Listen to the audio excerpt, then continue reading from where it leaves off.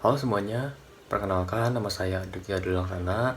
Saya dari jurusan Akidah dan Filsafat Islam semester 3 Universitas Islam Negeri Sunan Gunung Jati Bandung. Pada kesempatan kali ini, saya akan membahas tentang filsafat manusia. Ketika membicarakan tentang filsafat manusia, pertanyaan yang paling mendasar dan muncul ialah, apa sih sebenarnya hakikat dari manusia itu? Apa sih sebenarnya hakikat dari hidup itu? Pada video kali ini, saya akan menjawab pertanyaan-pertanyaan tersebut. Tapi sebelum itu, saya akan menjelaskan terlebih dahulu tentang filsafat manusia itu sendiri. Objek material yang dikaji dalam filsafat manusia sama dengan apa yang dikaji dalam ilmu humaniora yang lain, yaitu membahas tentang manusia. Objek formal dari filsafat manusia yaitu berpikir secara radikal, kritis, spekulatif, mendasar tentang hakikat manusia. Filsafat manusia membahas tentang manusia dari berbagai pemikiran para filsuf, sehingga dari setiap filsuf tersebut memunculkan buah pemikiran yang berbeda-beda. Dari banyaknya perbedaan pemikiran dari setiap filsuf, muncullah berbagai aliran-aliran dalam filsafat manusia. Aliran yang muncul diantaranya ialah materialisme, idealisme, fenomenologi, strukturalisme, postmodernisme, monisme, dualisme. Ciri dari filsafat manusia itu suatu ilmu yang membahas tentang manusia secara radikal atas realita manusia itu sendiri. Aspek yang disoroti dalam filsafat manusia tidak hanya terfokus pada satu aspek saja, namun ada beberapa aspek, yaitu aspek jiwa, tubuh, sosial, individu, dan budaya. Untuk selanjutnya, kita masuk ke pengertian dari tubuh dan jiwa. Tubuh adalah bagian materi dari manusia sebagai pelindung dari jiwa dan bekerja secara sistematis dan teratur. Sedangkan jiwa adalah akal budi dari manusia yang berada pada diri manusia. Jiwa ialah sebagai pemberi bukti bahwa kemanusiaan manusia itu ada. Eksistensi dari keberadaan jiwa sangat diyakini adanya pada diri manusia. Pandangan filsafat klasik berbicara perihal esensi dari manusia ialah berasal dari alam, seperti air, udara, dan tanah. Pada pandangan filsafat klasik ini, muncul aliran monisme dan dualisme. Filsafat modern menyoroti esensi dari manusia ialah akal.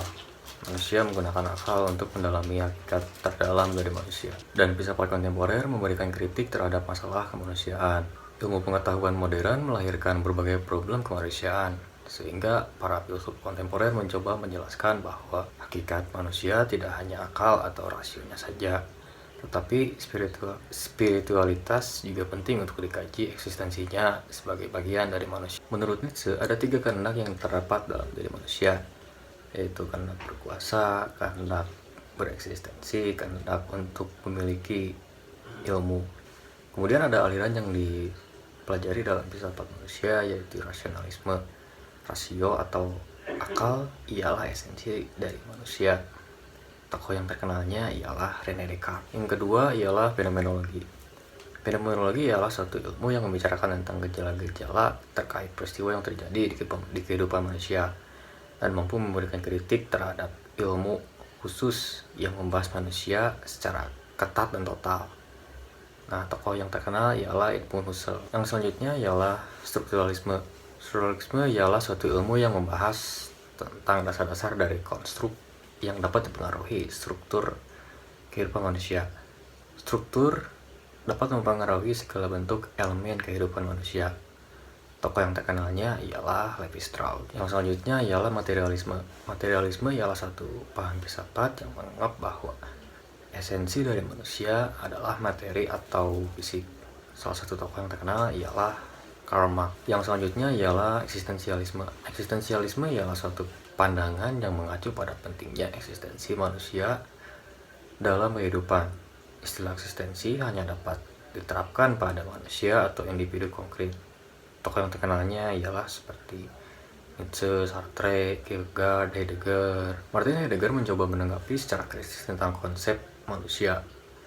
Namun di dalam tulisan-tulisannya, ia justru tidak menggunakan kata manusia, tapi ia menggunakan kata Dasein yang artinya ada di sana. Dalam filsafat kontemporer Jerman tersebut, hal tersebut disebut sebagai destruksi metafisika yang mencoba mengajukan ulang secara kritis dan radikal tentang ada atau sein. Pola berpikir seperti ini nantinya akan berkembang dalam pemikiran pasca modernitas. Salah satu contohnya dalam pandangan Derrida tentang dekonstruksi yang mencoba menunda beragam kepastian pemahaman. Namun berbeda dengan apa yang berkembang di filsafat timur, yaitu India, Cina, Jepang, yang justru memiliki pemahaman yang berbeda tentang manusia. Manusia tidak dipandang sebagai makhluk yang istimewa, justru manusia dipandang sebagai makhluk yang tidak dapat dipisahkan dari alam semesta. Setiap bentuk konsep adalah hasil dari konstruksi pikiran manusia. Konsep tersebut, manusia bisa menanggapi sesuatu apapun yang berada di luar kediriannya. Pengamatan dengan indera dan pikiran melahirkan kesan. Kesan melahirkan pendapat. Dan pendapat mendorong tindakan. Tindakan lalu membentuk realitas. Dan pada akhirnya, realitas itu diamati lagi dengan indera dan pikiran. Begitu seterusnya secara berulang-ulang. Jadi bisa disimpulkan bahwa realitas adalah hasil ciptaan dari pikiran kita. Namun karena pikiran juga mudah berubah karena berbagai hal, mulai dari kondisi biologis sampai kondisi sosial politik. Saya sendiri pun sebenarnya masih mempertanyakan tujuan hidup dari kehidupan yang saya jalani saat ini. Terkadang saya ingin menjalani hidup dengan penuh kebahagiaan seperti filsafat Stoa atau The Myth of Sisyphus, seperti Sisyphus. Atau justru sebaliknya menjalani hidup dengan penuh kegertiran, dengan penuh luka, dengan penuh kepedihan, dengan penuh demotivasi, seperti pesimisnya Arthur Schopenhauer.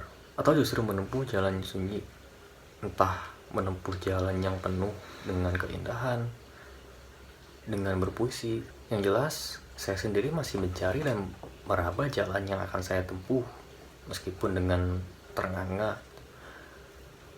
Bukankah setiap jalan yang kita lalui pada akhirnya akan menemukan suatu kehidupan yang bijak menurut pandangan filosofis diri kita sendiri? Mungkin cukup sekian video kali ini, semoga bermanfaat dan terima kasih.